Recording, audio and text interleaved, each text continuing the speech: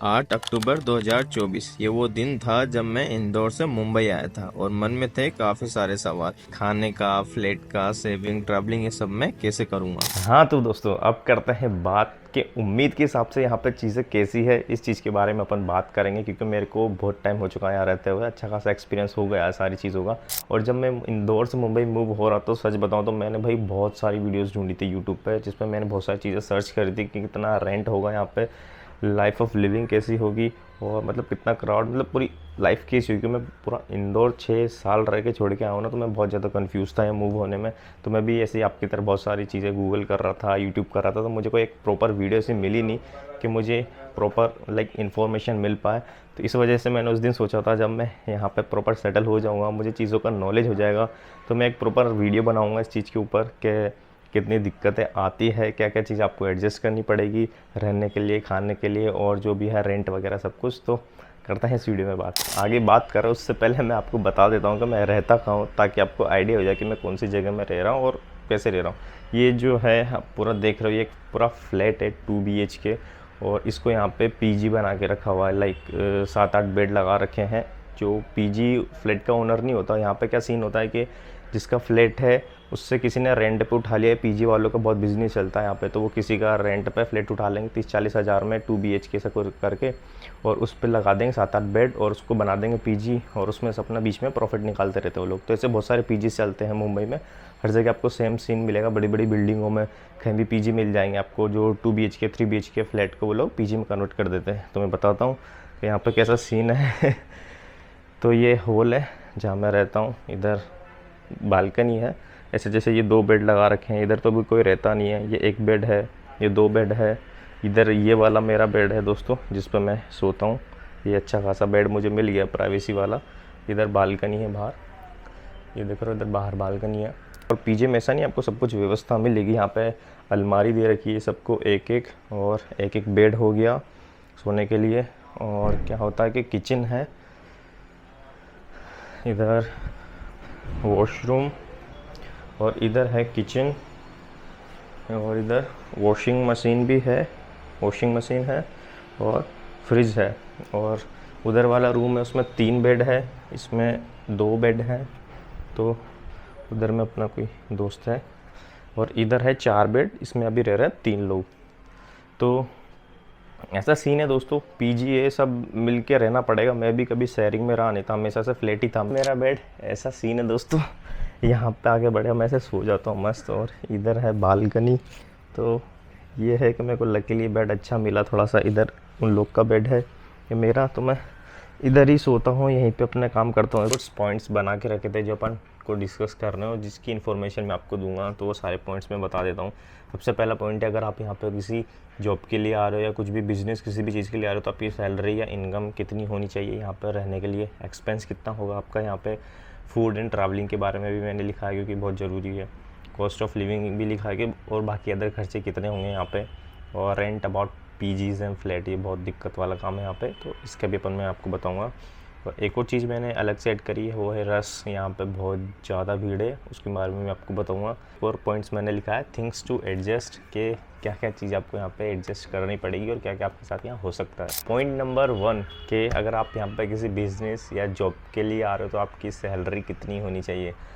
मेरे अकॉर्डिंग मैं बताऊँ कि आपकी सैलरी ज़्यादा नहीं, 30 तो होनी ही चाहिए। 30,000 मिनिमम मैं आपको बता रहा हूँ कि इतने खर्च हो जाते हैं भाई। 30,000 तो मिनिमम आपकी सैलरी होनी ही चाहिए। आप बिज़नेस कर रहे हो, जॉब कर रहे हो, कुछ भी कर रहे हो, सेल कर रहे हो, कुछ भी कर रहे हो, 30,000 की इनकम आपकी होनी ही चाहिए हर महीने की, अगर आपको मुंबई में सर्वाइव करना है तो। नेक्स्ट पॉइंट है अपना कॉस्ट ऑफ लिविंग, कितना खर्चा हो जाएगा आपको यहाँ पे। रेंट मिला के, खाना मिला के, ट्रैवलिंग मिला के, सब कुछ मिला के आपके आराम से, जितने मेरे होते हैं मैं बता रहा हूँ, रेंट वेंट सब मिला के 20 से 25 हज़ार आराम से खर्च हो जाएंगे आपके।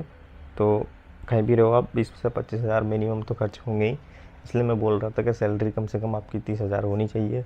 और मैं यहाँ का रेंट दे रहा हूँ 10,000 रुपये सिर्फ ये बेड का, इसमें मैं लेटा हुआ हूँ, और बाकी सब चीज़ें कॉमन है।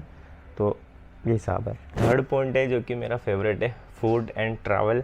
इसमें अच्छा भी और बुरा भी है। फूड सब्जेक्टिव होता है भाई, और मैं इंदौर से हूँ और श्योपुर से, आपको पता है। तो मेरे को खाना यहाँ का बिल्कुल पसंद नहीं आया टेस्ट। एक तो यहाँ पे सी फूड बहुत ज़्यादा चलता है, तो आपको उसकी बहुत स्मेल आएगी।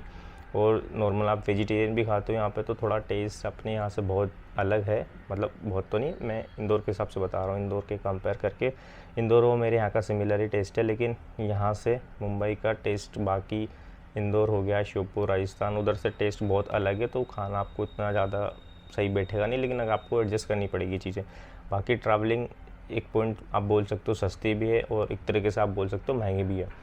अगर आप लोकल से ट्रैवल करोगे तो आपको बहुत सस्ती पड़ेगी। लोकल ट्रेन जिसमें भीड़ रहती है, इसमें एसी रहती है और फर्स्ट क्लास रहती है, उसकी टिकट महंगी होती है। अगर आप 15 रुपये में 40 किलोमीटर ट्रैवल करना चाह रहे हो लोकल से, तो उसमें आपको भीड़ मिलेगी जो मूवीज़ में दिखाते हैं धक्का मुक्की वाली, वो मिलेगी, वो सस्ती है। अगर आप उससे जाओगे, ऑटो से जाओगे 23 रुपये किलोमीटर के हिसाब से मीटर से चलते हैं, वो भी ठीक ठाक लगता है, मेरे को ज़्यादा महंगा नहीं लगता। तो ट्रैवलिंग ठीक है, अगर आप हिसाब से चलोगे तो लाइक पब्लिक ट्रांसपोर्ट यूज़ करोगे तो सस्ती है। अगर आप प्राइवेट ट्रांसपोर्ट लाइक टैक्सी वगैरह करोगे, ऐसे कैब वगैरह, तो आपको महंगी पड़ेगी। नेक्स्ट पॉइंट है अपना रेंटिंग पीजीज एंड यहाँ पे फ्लैट और पीजी लेना कितना मुश्किल है वो मैं आपको बताता हूँ, क्योंकि जब मैं यहाँ पे मूव हुआ था हमको कंपनी की तरफ से मिला था 14 दिन का स्टे, तो उस समय हमको दिक्कत नहीं हुई, तो हमको सफिशिएंट टाइम था फ्लैट और पीजी वगैरह ढूंढने का। ये चीज़ बहुत दिक्कत वाली दोस्तों यहाँ पे, और यहाँ पे फ्रॉड भी होता है इस चीज़ में, तो उसका आपको ध्यान रखना पड़ेगा।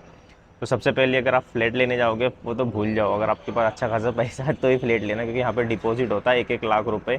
वन BHK हम लोग देखने गए थे एक जगह, तो वो था 17,000 रुपये रेंट उन्होंने हमसे मांगा था, फिर 1 लाख डिपॉजिट मांगा था। तो मैंने कहा इतना डिपॉजिट तो नहीं हो पाएगा, जैसे तैसे वो कम करा के माइनस कर करा के जैसे उनकी रिक्वेस्ट करी 70,000 रुपये आए। वो 70,000 से कम में डिपॉजिट मानते ही नहीं। यहाँ पे मुंबई में यही सीन है दोस्तों, आप कुछ भी प्रॉपर्टी लोगे ना रेंट पे, आपको डिपॉजिट 1 लाख रुपए समथिंग ही देना पड़ेगा। जहाँ पे इंदौर में या दूसरी जगह पे ऐसा चलता है ना 1+1, जितना रेंट है उसका 1+1 दे दो आप तो काम चल जाएगा। लेकिन यहाँ पे कुछ सीन ऐसा है कि आपको 70,000, 80,000, 1-1 लाख रुपए तक आपको डिपॉजिट देना पड़ेगा, जो कि बिल्कुल भी सही नहीं है। क्योंकि यहाँ पे क्या होता है कि सीन, यहाँ के जो लोकल के जो ब्रोकर्स होते हैं या प्रॉपर्टी ओनर्स होते हैं, उनको पता है आप बाहर के हो, आपसे वो ले तो लेंगे जब, लेकिन आपको जब वो वापस मांगोगे आप उनसे कि आपको खाली करके जाना है, आपको वापस चाहिए आपका डिपॉजिट, तो बहुत नखरे करते हैं।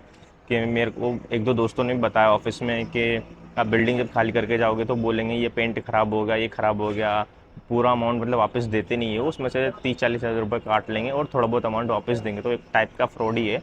तो वो लेने से कोई मतलब नहीं। पीजी बेस्ट है, मेरे को सही लगा। मैं कभी शेयरिंग में नहीं रहा, पहली बार रह रहा हूँ, लेकिन शुरुआत में थोड़ा दिन दिक्कत आई थी, कुछ लोग स्मोकिंग कर रहे हैं, कुछ ड्रिंक करते हैं, वो सबके अपने अपने वो रहते हैं, कोई किसी को फोर्स नहीं करता। लेकिन सारे जॉब वाले रहते हैं, ये चीज़ अच्छी है कि सब सुबह होती ऑफिस चले जाते हैं, शाम होती वापस आते हैं, सब सो जाते हैं, किसी को खाना बनाना था खाना बनाते हैं, और सब वॉशरूम कॉमन है, तो सब समझदारी से 1-1, 2-2 करके यूज़ कर लेते हैं। सब लोग बाहर से दोस्त हैं यहाँ पे, तो सब समझते हैं उस चीज़ को। तो पीजी में रहना मुझे ज़्यादा सही लगा, क्योंकि ये मेरा बेड है, बढ़िया मस्त मैं रह रहा हूँ, कोई दिक्कत नहीं है। और बस थोड़ा सा एडजस्ट करना पड़ता है, वो वाली चीज़ है, आपको एडजस्ट तो करना पड़ेगा। और एक और पॉइंट जो मैंने अपनी तरफ से ऐड किया है इसमें दोस्तों, वो है रश इन द सिटी। यहाँ पे रश बहुत ज़्यादा है दोस्तों, क्योंकि यहाँ पे पब्लिक इतनी सारी है ना, आप कहीं भी चले जाओ आपको ऐसा नहीं मिलेगा कि शांति है, कि 4-5-10 लोग शांति से बैठे, नहीं। पूरी बिल्डिंग है हमारी, ये 30 फ्लोर की 3 बिल्डिंग है, यहाँ पे भी पूरा भीड़ है। जिम है बिल्डिंग, उसमें भी भीड़ रहती है।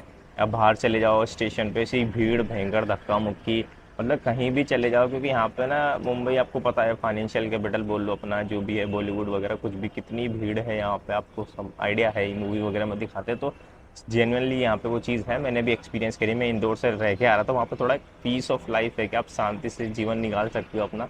लेकिन यहाँ पे बहुत भाग दौड़ वाली लाइफ है दोस्तों, वो मैंने यहाँ पे आके एक्सपीरियंस करी कि सब लोग भग रहे हैं, ट्रेन आ रही तो भग रहे हैं, ऑफिस से निकल के जा रहे हैं, ऑटो वाले लग रहे हैं लाइन से, उनमें सब भीड़ लगा के खड़े हुए हैं और लाइन लगा रहे हैं बस के लिए। पब्लिक ट्रांसपोर्ट तो सस्ता होता है ना, इसलिए तो वहाँ पे भी आपको हर जगह भीड़ मिलेगी, लोकल में भीड़ मिलेगी, तो भीड़ की आदत तो डालनी पड़ेगी यहाँ पे आओगे तो। फाइनल पॉइंट अपना things to adjust in Mumbai, इसमें है बहुत सारी चीज़ें। सबसे पहला मैंने आपको बता ही दिया, अभी भी जस्ट बताया कि भीड़ भीड़ सहन करनी पड़ेगी, एडजस्ट करना पड़ेगा। पीजी में रहोगे सारी चीज़ें एडजस्ट करनी पड़ेगी, कुछ स्मोकिंग भी करते हैं, कुछ ड्रिंक भी करते हैं, सबको अवॉइड करना पड़ेगा और सबको समझदारी से आपको रहना पड़ेगा। दूसरा, फ्रॉड में नहीं फंसना। यहाँ पे मेरे साथ भी एक इंसिडेंट हुआ था, CST पे एक फ़ीमेल आके मेरे से पूछती लाइक चल रहा है क्या टाइप में कुछ, तो उसने बोला था मेरे को। वो चीज़ें बहुत कॉमन है यहाँ पे, मैंने पहली बार एक्सपीरियंस करी, तो ये चीज़ें भी हो सकती है आपके साथ। तो ट्राई टू अवॉइड एवरीथिंग, क्योंकि यहाँ पे हर चीज़ में फ्रॉड है और हर एक इंसान आपसे सिर्फ पैसा निकालने की कोशिश करेगा। तो वो भी मैं धीरे धीरे यहाँ पर रह के समझ गया। तो ये एडजस्ट करनी पड़ेगी। खाना आपको एडजस्ट करना पड़ेगा, खुद से बना सकते हो, पीजी में ऑप्शन रहता है, बाकी थोड़ा टेस्ट अलग रहेगा। जितना मेरे को याद था मेरे को बना, मैंने बता दिया। कुछ भी मेरे से छूटा हो, कुछ भी मिस हो गया हो, कुछ भी पॉइंट, कुछ डाउट हो आपके मन में, कमेंट कर दो, बिंदास रिप्लाई दे दूंगा मैं। ये इंस्टाग्राम है, इस पर पूछ सकते हो आप। कुछ भी डाउट हो बिंदास पूछो, क्योंकि मेरे मन में भी बहुत सारे डाउट थे भाई। डाउट क्लियर होना बहुत ज़रूरी है। वीडियो इन्फॉर्मेटिव लगी हो, थोड़ी सी भी हेल्प हुई हो आपकी, तो सब्सक्राइब करना मत भूलना।